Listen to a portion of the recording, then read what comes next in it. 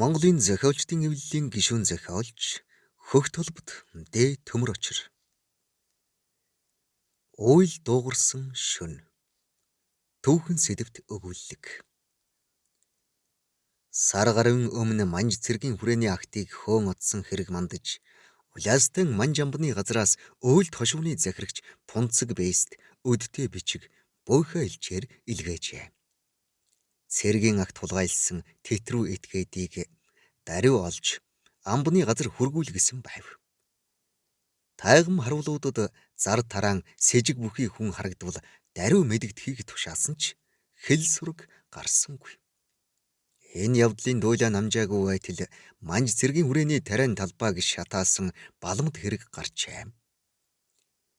Бэс Пунцгийн шарм царай хүрлийн харлаж ямар ч аргаар хамаагүй тэрхүү тэрслэгч этгээдийг олохгүй бол хэрэгм зэрэгэ хураалгана гэдгийг мэдхийн цаагуур мэдэх тул хавигнах болжээ. Түгэрч тогтохгүй нуур дэлсэж мэлхий айлгах гихчээр манжууд энэ хэргийг далимдуулан өөлдүүдийг адсах шиг талхиж адуу шиг унах хүнд үе ирэхүй хэмээн дээр доргүй айн ширвэтэж ханьцуй дотроо залбирна. Дүүхэн хүндийд өргөө гэрэн зассан намар жаалж байсан бэсинд хошуу тамгын бошиг балжир хар хурдаараа тоос татуулсаар ирвэ. Хөлсөн садран урсах зарлага өргөөний үүдэнд угтсан хяад морныхоо цулбуурыг атгуулад босгоор алхууд сөхрөн мөргөөд нэг сэжиг бүхий хүнийг саатуулан дөнгөлж хар гэрт хорилоо гэлээ. Пунцэг бэйс хяагаан дагуулан морны хар хурдаар гүйлгсээр хошуу тамгын газар иржээ. Тамгын гэрийн үүдэнд угтан авсан намжир хаван овоодой малгайн тус газар гараа тавин мэхийн яслаад гэрт орохыг урьлаа. Тамгын бичиг хэргийн түшмэл биер янтаагаан орхин босч дор мэхийн хүндэтгэл үзүүлв. Аягаж тавгтай идээ домбтоо цай барсны дараа хаван төрүүлэн ам нээж бодон тууланд гөрүүлж явсан манай ихэд модон дотор утаа гарахыг харжээ. Алсуур тойрон бүсэлсээр дөгч очиход үс сахлан зогдролсон зүс хараагүй хөглгөрээр гөрөөсний гуй шараад сууж байсан гин. Буу шийдэмтэй олуулаа тул бүслэн авч нутаг ус ураг авг хэрэг зэргийг асуухад ус балгасан мэт дуугүй байсан гин. Бэстэй уулзна гэж ганцхан үг хэлжээ. Гөрөөчд зайдан морин дээр гарын ард нь холбож хөтөлсөөр тамгын газар авч ирв гэд дор мэхийлээ. Бэс хар цагаан эс дуугаран толгой дохиход үүдэн зогсож байсан тахар ухсхийн гарч удалгүй хавтаст дөнгө хүзүүнд нь углаж гарын ард нь хүлсэн булээ эрийг хоёр тахар сугдан оруулж ирээд сөгтгөн суулгав. Булээр бэстэй харц тулгаран доош тонгойв. Гэр доторх хүмүүс рүү үл харан доош тонгойх хүн хар гөрөөс шиг хөглгөр эрийг ажин суусан бэс. За хөөчи аль нут хошууны хэний албатв? Надтай уулзах ямар хэрэг байдаг вүлээ? Гэхэд за би ил тарвахтаагаар нутагтай Шар Бодон Баатрын аж хүү Бор Магнай байна. Нэгэнт баригдсан тул үннээ өчсөв. Манж цэргийн хүрээний актыг цөлбөж тариан талбайг нь шатаасан гин буруугаан бэс таны өмнө хүлээж байна. Учир юу гэвээсэ тэтрүү этгээдийг эс олбоос бэс таны хэрэгм зэргийг хурааж өөлдийн хошууг тараах гин гэсэн яриаг гөрөөчдөөс сонсов. Гагц надаас болж хадны завсар хавчуулагдсан халиуны зулцах шиг халахын нутагт амь зууж буй үндэснэгт өөлдүүдийг хөлдөө чирэхгүй тулд ин өчөв хэмэв. Аалзны мөрөөр 10 хонож хорхой мөрөөр 20 хонох шахам ирж хайж байсан балмад дээрэмчин инхүү 7 булчирхайгаан тоочход даарсан хүн дах өмсөж ангасан тэмээ ус уух мэт баярлах ёстой атал бэсийн царай хувсхийн. Чи хаа холоос энд ирээд манж цэргийн хүрээний актыг хулгайлж тариан талбайг шатаадаг ширмсдээр байх нэ. Чамаас болж халахын нутагт амь зууж буй өөлдүүд нар үзэхгүй байна. Чиний хань хамсаатан хэн байна? Даруй хэл гэж зандрав. Бор магнай хар цагаан дуугүй хэсэг сууснаа. Бошгод хааны үртэс, урсах цус, ойлох нулимс нэг хань нөхдөөн илчилснээс хар толгойгон авахулсан дээр гэж шийдэмгий хэлэхэд Бэйс шанаа түүшингээ гүвэл зүйлэн шүдэ хавраад. Барсын өшөөг бамбраас авах гэгч болох нь. Задарсан хулгайч чамайг улаастан амбны газар хүргүүлж, арсыг нь хуулж, махыг нь огтчиж, ясыг нь үүрүүлэхээр чи юм үннээ өчөхгүй хаа зайлах вэ? Наадха аваад гар гэж зандрав. Дөнгө дээрийг хоёр тахар сугдан гарч одов. Гэрт ялаа нисгч дуулдам аг чиг болов. Бэйс ам нь хатсан мэт том мөнгөн аягтай зөөгшсөн цайг нэг амсгаагаар хөнтрөөд тоонууд харан хэсэг чимээгүй сууснаа. Хавнд хандан. Энэ задарсан хулгайчийг 3 хоногийн дараа дахин нэг байцаагаад даруй улаастан амбанд хөргүүлнэ. Та унаа морид хоол хүнс аргалзан авч явах тахрыг бэлдэнэ үү гэлээ. Хаван дор мэхэн ёслоод хоолоогоо цасан. Жаа дээдэс минь. Ялдар дуулгахад энэ хулгайчийг улаастад хөргүүлж зардал сүйтгэл гаргаж байхаар ойроор нь орхон тамирын бэлчирдэх чихэн толгойд буу манж цэргийн хүрээнд тушаавал ямар вэ? Тэд нар уучраа олно биз гэхэд ширвээ сахлан имрэн бодол болж суусан Бэйс. Цэргийн хүн цэргийн хэрэгэл мэднэ.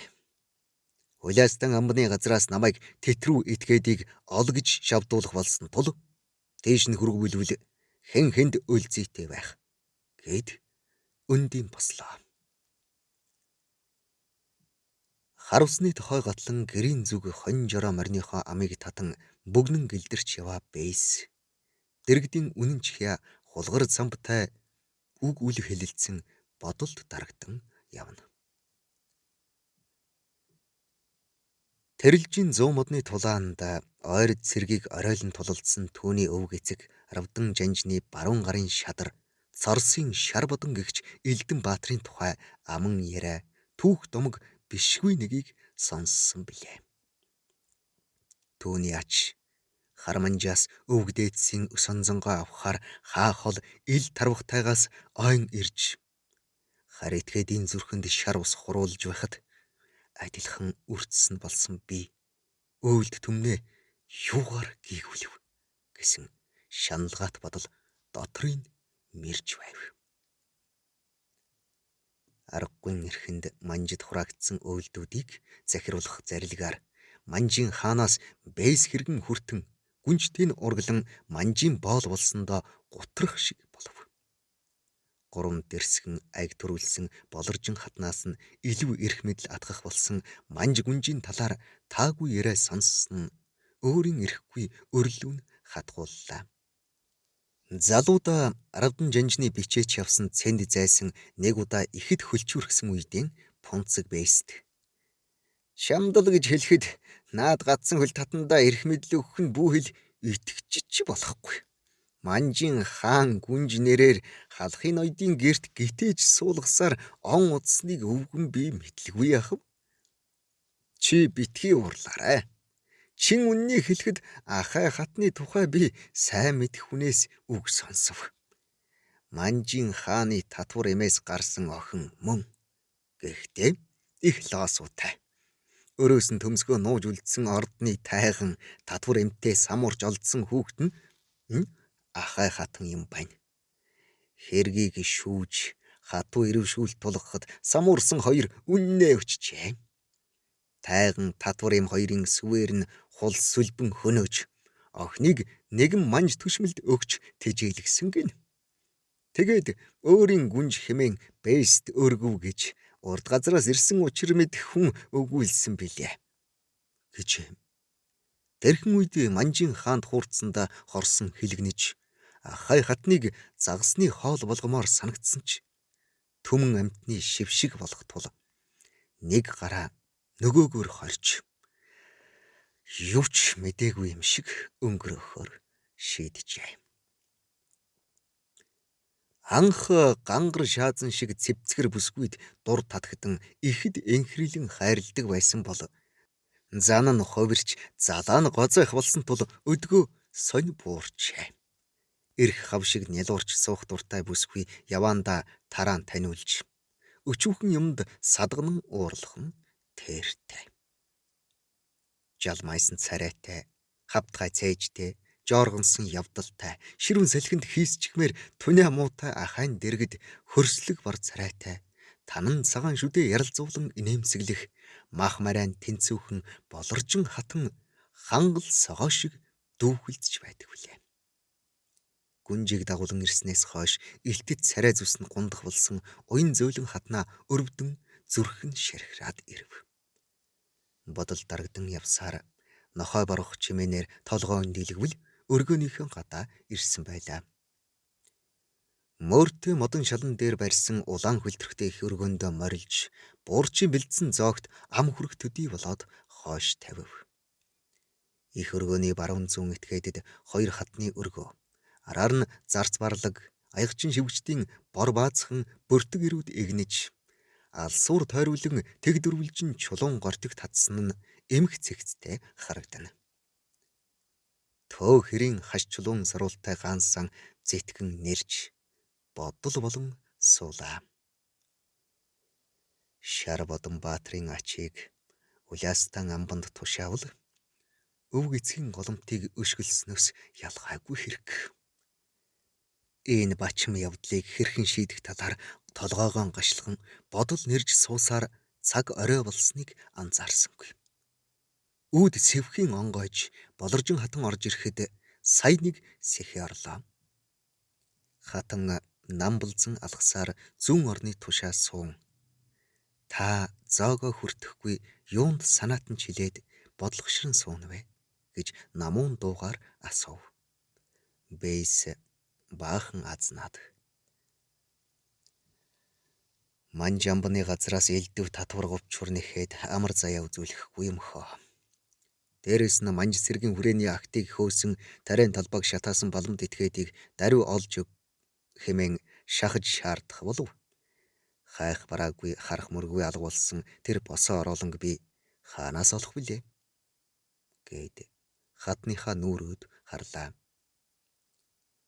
Гурван хүү дараалан төрүүлсэн ч шахсан бяслаг шиг чилгэр биеийн хэн хэв эвдрээгүй намб дөлгөөн хатна нэгийг бодол хийлэн байх шиг гараараа оролдон сууснаа.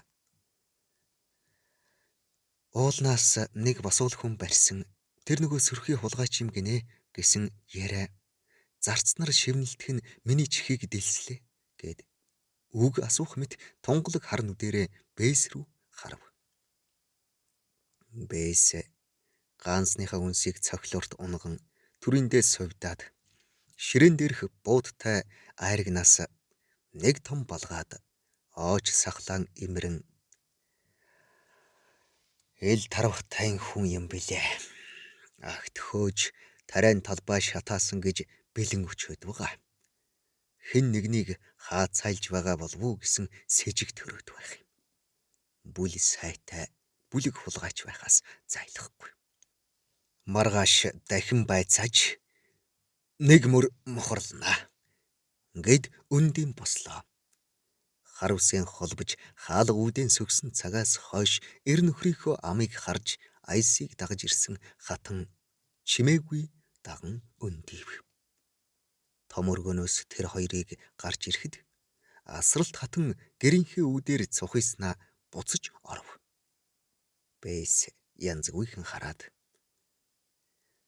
дандаа хатвч дотхоор шагааж байдаг муу ёртой лүд шүү гэж зэвцэлцэхэд болоржин хатан хөөрхийдөө хүний газрын ёс мэдэх биш үр хөөгдгүй гэртээ ганцаар уйдж цогтөг биз гэж өмөөрх аястай хэдэн үг хэлв. Бэйс их хатныхаа өргөөнд ороход хоймор дэвссэн журам дээр шагаай нислэн наадж байсан гурван хөвгүн дэрхийн босч аавынхаа гараас зүвгдлээ. Үдшийн боргигээ тасарсан хойно Бэйс жир үед өмсдөг өлөн хэр суусан хөх минчүүд ирэлгэн өмсөд гадааллаа. Хамжлага зарцнаар тус тусынхаа ажлыг хийж дуусаад идээ цагаагаан борлуулж хоол хошоон хийж угаа бололтой айл бүрийн яндангаас утаас авсна. Хот айлын баруун захад байх тов хийсэн борг ирлүү гитх мэт зөөлөн алхасаар оров.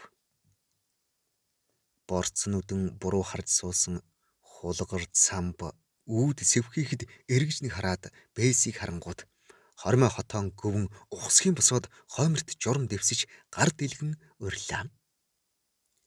Бэйс хаяа хотонд байгаа айлуудаар тэр бүр ордгүй болохоор ихэд гайхсан хя хөхүүртэй айргнаас модон хөнөгт дүүргэн явган ширээн дээр тавиад аяглан барив. Буутанд молтолцох тос хөвсөн айргнаас нэг болгоод цамбыг ажих мэт харж сууснаа. Хоёулаа амжлах яриа байна. Нааша ойртож суу гэлээ. Хя өвдгөн тушаанд очиж бохирон суулаа. Бэйс яриагаан хаанаас эхлэхээ мэдэхгүй хэсэг азан сууснаа. Шарбаданбаатрын ач бар магнайг сэм оргуулах хэрэгтэй байна. Нөгөөдөр хинхэр дүгэр хар гэрийг манах юм байна. Чи дүгрийг хүлж орхиод бор магнайг суллаж. Бэйс таныг өршөөлөө. Нутаг руугаа даруй яв гэж хэлв. Миний ядуунаас 2 агдан морь барьж өг. Мөн замын хүнс бэлдээрэ гэв. Бэйсийн яриаг чих тавин сонсч байсан цамб учрыг эс ухах энэ хачин ярианд гайхш төрөн нүүрүүд нь харвал арвдан өвгийнхөө нэрийг бодож өршөөх нь Тэнгэрийн таалал биз гэд тоон өөд харав. Энэ үед гэрийн хаяаг сэм чагнаж байсан хай хатны шивгчин үлми дээрээ зөөлөн алхасаар холдож буйг хинч мэдсэнгүй. Шивгчнийхээ шивнсэн үгийг эргцүүлэн уруулаа хэмлэн суусан хай хатан итгэлт зарц цэхэр дондвийг дуудвалв. Нэгэн бичиг үйлдэж дугтуйнд хийж лацтаад дондвт 2 гардан барьж. Энэ бичгийг даруй члэн толгойн цэргийн хүрээний ноён Фуянгад хүргэх хэрэгтэй байна. Хот айлынханд хар сэжиг авахулж болохгүй гэд ууттай мөнгөн зоос алган дээр нь тавив. Дондов дээдсийн хишгт мөргөн зэлбраад ухран гарч одлоо. Дондвын гэр хот айлаас саахалт хэрийн зайтай тул гэрийн зүг жолоо залан аажуухан гэлдэрч явснаа. Хотч нохтын дуу дуултгаан болимгц мориндоо ташуурган дөрөөн дээрээ басан чиргүүлв. Чилэн толгой дах манж цэргийн хүрээ хагас өртөө хэрийн зайтай тул агдуу морьтой хүнд ядах юмгүй хүрэх зай билээ. Ийхүү морины ам таталгүй давхисаар орхон голын оймлого дээр ирлээ. Гол готлаад 2 саахалтын зайд манж цэргийн хүрээ буй. Дондов морио амгаавчлан услах зуур гансаа зэтгэн нэрж хөхүтаг нь савсуулан хэсэг суув. Гацсан хөлт юу сэдээд намайг ийхүү харанхуй шөн шамдуулан зарав. Нэг л лоосуу байна да. Бэйсийг мань ховлон гүжирдэж байгаа юм биш үга гэж элдвийг эргцүүллээ. Тэр босох гэж яарсангүй. Пунцэг Бэйсийн өв эцгийн үеэс л хаяаг нь манж хишгийг хүртэж итгэлийн эвдэлгүй өдийг хүрсэн билээ. Үхэр долоож үнэ шинших юмгүй явар ядуу айлын хүү болж төрсөн ч гунж гундахыг мэддэггүй морин дэл дээр эсгрүүлж явдаг жавхаатай нэгэн билээ. Эзнийхээ сүүнд хормой дүрж сүргт уурга барьсан мэт нэг л таагүй совин татаад байв. Альваад арга ивээр ханддаг эерүү зөөлөн зантай дондвыг ахай хатны зарцаар өгтөн пунцэг бейс хатанч гэлээ харин хүн хаалганы цаадах яриа хатвчнаас гарах учиргүй хэмээн учир битүүлэг үг хэлж байсан нь бодогдно. Манж хааны гүнж хэмээгч ахай хатан зан ааш хэвцгий санаанд нь таарч тохирохгүй хэнийгч маажж малтан зодож гөвшгөн энэ үхэнд тэр бүхэл бэйсийг нүрийн сарлаж байсан удаатай. Хааны гүнж гэдгээрээ далайлгаж өөрийн сансан чигээрээ зүтгэдэг зөрүү дураараа адаар ааштай хатныг зарц барлаг аягчин шивгчэд дор бүрнээ хараан зүхэх боловч нүүрэн дээр нь яаж ч чаддгүй билээ. Ясан цагаан царайтай ширүүхэн салхинд хийсчихмээр торхон чүүжхэр хатанд ясан цагаан гадсан хөлт шулам ахай зэрэг элдвийн нэр хоч өгч далдуур хошуу холбон муулж шоолох нь ихэ. Тэр бүхэл хатныг зарим нь манин болохоор хүүхэд гаргадгүй юм гэсэн. Манжин гитээч хэмээн сэм шивнэлтэх нь бий. Энэ мэтийг эргцүүлэн суусан дондов аль хэдийн унтарсан гаансныхаа цогийг гудлынхаа хоншоорт цохин унгаад тамхины утаан бүсэндээ хавчулан өндөөлөө. Гадсан хөлт юу ч сэтсэн байж мэднэ. Бичгийг өгөхгүй буцвал дараа нь хар толгойноос хагацгаа юултайч бэйс намайг хамгаалах визээ гэсэн битүүхэн горилго найдвар төрж хөрөөсө буцаж бэйст энэ бичгийг үзүүлэх гэж шийдээд мориндоо алвхийн мордож жолоог нь хойш эргүүллээ. 7 өвгөн хөндлөсөж 3 нохой гудаах үед хот айлын гадаа ирсэн цэхэр дондов хамгийн хойд захад онцгойдоо буусан мажиг эмгэний гадаа дөрөө мултлан буув. Садан сүлбэний улс болохоор шөнө орой хэдийдч бууж мордон дассан тул эсгийн үдийг сөхөн хоолой засан ханиалгасаар орлоо. Сэргэг эмгэн даруй өндийж өөхөн дэм барив. Дондов баруун талын намхан орон дээр дээлтэйг хажуулж нүдний хор гаргаад босъё хэмээгээд удалгүй хурхирах дуулдав. Үүр зүрээр цэхэр дондвын авчирж өгсөн дугтуутай бичиг бэйсийн хилэнг хөдлөгжээ. Манж сэргийн хүрээний ноёнд хаяглан манж үсгээр татлан бичсэн уг бичигт хорлон сүйтгэгч балмад этгээдийг барьж хорьсон боловч бэйс суллан явуулах гэж байна гэсэн утга бүхийд бэйс хорсон зэвүүцлээ.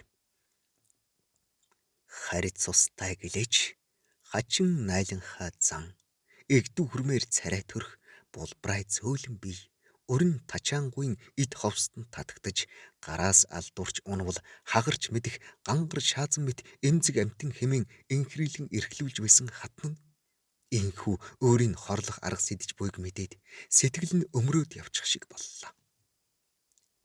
Харь цустай хүн гэдэг хар санаагаа далдалж явдгийг ухаарав.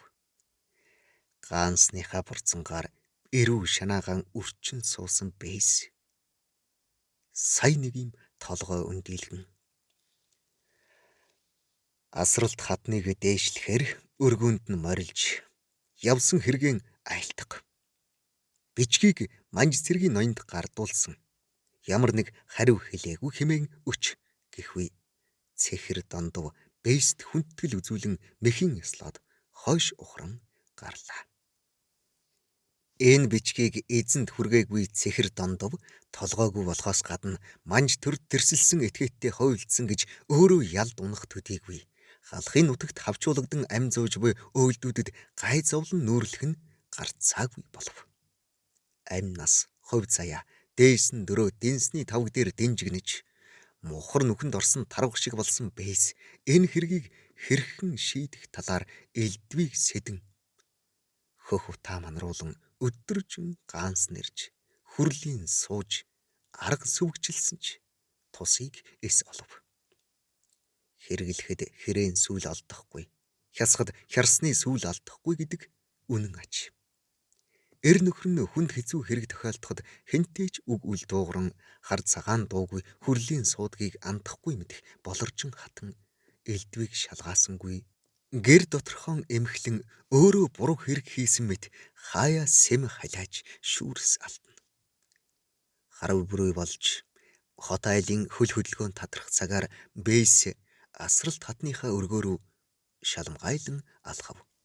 Гангар шаазан шиг жингэнсэн дуутай жаламгар цагаан хатан үүлд сэвхийн сөхөгдөхөд цочин бондгос хийснээ хормой хотоо янзлан нүд хөмсөх хөдлөгөн зөөвн хар нүдэрээ айлгүйтэн халиач алулаан уруула хагас ангаан сувдан шүдээ яралцуулан мишээлээ. Ясан цагаан царайтай салхинд бүхэлзэх өнчин дэрс шиг түнэ муутай бүсгүй ирж байснаа бодвол хацарт нь мах марай сууж бие хаан дөрөөн чирэг болсныг үзвэл Монгол газрын эдээ ундаа агаар салхи нутаг ус ихэд зогсон гэлтэй. Бэйс хоймор дэвссэн журам дээр чандмалан сууж гэр доторхыг тойруулан ажиглалаа.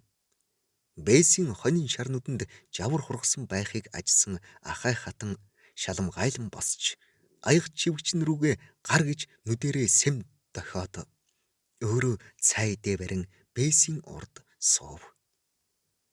Цээжин дотор түүмэр шатавч утааг нь хамраараа гаргахгүй байж сурсан Бэйс юу ч болоогүй мэт царайгаан төв болгон ойр зуурын сонин хачин хүүрнэн ер энгүүн байлаа.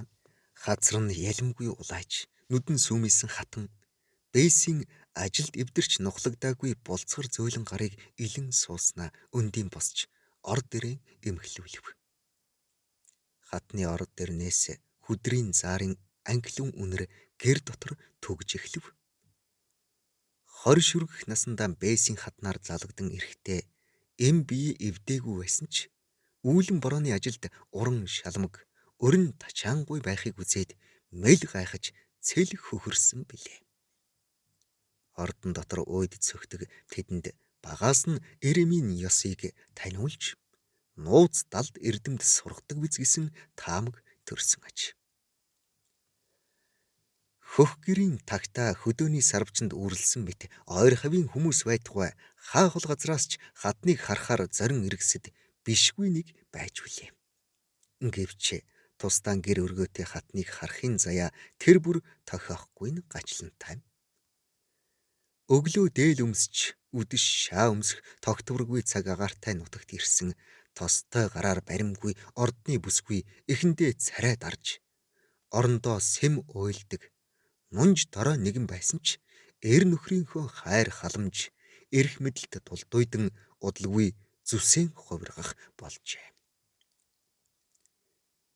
Ийн элдвийг эргцүүлэн суусан Бэйсийн мөрнөөс ахай хатан зөөлөн татаж өрн тачаангүй инээмсэглэлээр тал шагнав.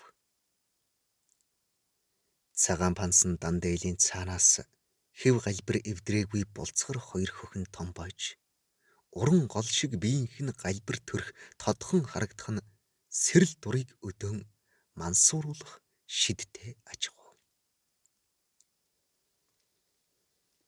Маргааш өглөөн пунцэг Бэйсийн хатан ээж ахай өөд болов гэсэн яриа хуурай өвс дорвон шатах мэт тархав. Саяхан майдэр ирэх үеэр зөв зүгээр явж байсан биз дээ. Гинтийн дайрлага дайрсан юм баха. Газар орны лус савдаг таалаагүй биз. Хөөрхи амтэн хаа холын газраас энд ирээд ясаан тавих гэж. Аягчин шивгчний халгадж зарц барлагуудаа зодож нүддэг гэсэн. Тэр бүхэл Бэйсийн нүрийн хүртэл самарддаг гинл. Гэх зэрэг эх адаггүй яриа хөвөрчээ. Ахай хатны гинтийн үхэл бүлээн цайндаа зангирч бүлэгтэй махандаа хахах гихч болов. Хатны оршуулгын яслалд оролцохоор хол ойрын хүмүүс цуглаж хойлгийн найр хийн ёс төртэй нутаглуулав. Гэтэл хатныг оршоосон өглөөнөөс үүл агтан туурайлж ганших шинжтэй болоод ирэв. Үдшийн бүрий тасрах үеэр хатны гэр орныг цэвэрлэн зул хүж өргөж байсан шивгчин юмжир орилж хашгирах чимээгээр ойр байсан зарцнаар гүйлдэн орвол сүнс сүүдрэн зайлах шахан нүд нь орой дээрээ гарсан шивгчин ээрч мууран дөнгөж сая ахаа хатан тоонны дээр суучихсан надаас хоол нэхэд гэж арай ядан хэлээд харцхан дээргдсэн болжмор шиг бөмбөгөнтөл чичирч байв. Хотны ноход гаслан хуцалдаж ямар нэг хий юмтай ноцолдох мэт сүр сар хийх чимээ шууган гарсаар үүр цайлгав.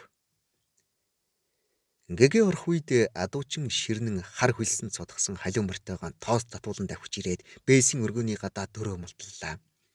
Үс нар зан хийсч нүүр нь хөлсөнд халтардсан ширнэн бээсийн өргөний хаалгаар мөлхөх шахам орж ирээд бүлцгэр улаануудыг эргэлдүүлэн өршөөж хайрл гэж гурамтай сунан мөргөөд сая нэг гүнзгий амсгаа авч алдуул морьныхоо хойноос хөөцөлдөж арай хэм барьж яваад одод зулцглах үеэр тахил дуулын араар гэрлүүгээ дөхөж явтал гинт дөрөөнөөс нэг юм зуураад авах шиг болов цочин харвал сарын сарвалд симхи цагаан нээлт ахаа хатны царай үзэгдэж чи намайг гэрт минь хүргээд өгөөч гээд нүд ирмэхийн зуур хөдөлгөө морин дээр аливхийн мордхон тэр сүнсээ зайлтлаасан би хөдөлгөө морины цулбурыг шидчээд ухаан зулггүй морио нүдэн хумгүй давхсаар ирлээ гэж нэг амсгаагаар өгүүлээд амнаасаа цахрах цагаан хөөсийг ханцуугаараа шудран өөдрүү хялвхийн харах нь араас нь ороод ирэхвэ гэж айсан мэт. Үүрэн эвдүүлсэн шоргоолж шиг бужигнах бээсийн хот айлынхан айн сандарсныг үгээр хэлхийн аргагүй. Үдшийн боргигээ тасрах үеэр хул морь зайдан унсан цагаан бансан дан дээлтэй ахай хатан үсгэзгэн хийсгэн дуу аялсаар бор намжлын хот айлын гадуур өнгөрөв гэсэн жигтэй яриа айлаас айл дамжин бээсийн хотонд хүрлээ. Ахай хатан буг болон хувирч бээс оймсороо намсан гэсэн жиг жуг яриа хошуу хотлоор тархаж айдас хүйдэс нүмерчээ. Чон борооноор чогжго сим хийгэр гихчээр энэ үеэр хар герт хоригдж байсан босуулэр үүргийн хавчгийн бөглөө шиг биетэй хинхэр дүгрийг эсгийд боож орхиод оргон зайлсан хэрэг гарсан ч ахай хатны дуйлаанд дарагдаад аг чиггүй өнгөрчээ. Үүр ман хайтал цайхад хөвчийн хаяа руу шургасан бадрун хүдэр бор магнаа алс газрыг туулах учиртай хоёр аргамаг хүлгэн амраахаар богцтой ачимгаан буулгаж хөлстэй тохмын хуулав. Бэйс даруй зарлаг мордуулан өөлдийн хийдээс балдэр дөвчнийг залж гүрэм дорм хийлгэхээр боллоо. Чон зураад нохой хуцуулж жимс зураад шувуу цуглуулах эрдэм чадалтай хэмээн шүтэгдсэн дөвчин балдэр ахай хатныг оршоосон тахил дуулын ард хүрч жодгор босгон 3 хоног тасралтгүй цагаан шөрмсөн тасартал жатаг гүрэм уншиж засал дом хийн сая нэг экв царай нь шарлан нүд нь бүлцээсэн дөвчин балдэр өс сансан сүнсний нэхэл хатуу хорлол хэцүү байдаг. Хатуу тарины хүчээр сүнсийг номхруулж эх нутаг руу явууллаа. Одоо айх эмэх зүйлгүй. Хойдын буйныг сайн үйлд гэвэм. Үүнээс хойш ямар нэг хэрэг гарч хэнгэрэг хагарсангүй. Харин ахай хатныг бээс оймсороо намсан гэсэн алдуул үг ам дамжин явсаар Улястан амбаны газарт хүрчээ. Удалгүй Улястан амбаны газраас төлөөний түшмэл эрх ям бүхий хүмүүс өөлдийн хошуунд ирж хэрэг зарга шүүв. Бээсийн хот айлыг шалгаан байцааж сэжигтэй юм олсонгүй. Ахай хатнаас хойш уруу дорой царайтай толгойгоо ганцгалж явах болсон бээс. Хатнаан би алган дээрээ бөмбөрүүлж байсныг хошуу хотлоороо мэдэх билээ. Дээлийн урж дээдсээ хараасан удаа байхгүй. Урд шөнө бид хоёр халуун хүнжилдөө тэврэлдэн хонсон. Үүрээр сэрж өндийн босоод гутал хувцсан өмсөх гэтэл эрхэлж нялуурах гээд зууралдаад байсан юм. Намайг царай өгсөнгүйд бугсан уурлаж эрээ цээргүй харааж зүгсэн тул би бачимдахдаа тэсэлгүй эсгий оймсороо духруу нэг гөвшсөн юм. Өөр гэмтэй юм болоогүй. Буруу хараад л хөвчих шиг болохоор нь би сэм гараад явсан. Нэг нэр хоёр хочтой явмааргүй байна. Үнэн мөнийг олж өгнө үү хэмээн өчжээ. Уляастан манжамбаны төлөөний түшмэл хамт яваа хүмүүстэйгэн зөвлөлдөн. Тэнгэрт тэтгэгдсэн хааны гүнж хяруу даахгүй өвс. Хамглахыг даахгүй хомоол аятай эсгий оймсоор гөвшгийн төдийд хялбархан халина гэж байхгүй. Ямар нэг гентийн гайв арцад дайрснаас зайлахгүй гэж ам нийлээд нутаг орон лугаан эгвэ. Энэ хэрэг ингээд шуптарчээ. Үүнээс хойш өөлд ирчүүд эхнэртэйгээ муудалцах ам мөрөх үедээ оймсоор гөвшүүлвэ гэж тоглоом шоглоомоор хэлдэг үгтэй болжээ. Харин тэрхүү залгүй явдал болох үед Бэйсийн оймсонд 50 лангийн мөнгөн эмбүү байсныг цохилуур газар нь тааруулсныг хэн хэрхэн гадарлах билээ. Зохиол бичсэн Монголын зохиолчдын эвлэлийн гишүүн зохиолч Хөх толбот Д. Төмөр очир. Уншсан Эрхэнбаярын Бат орж.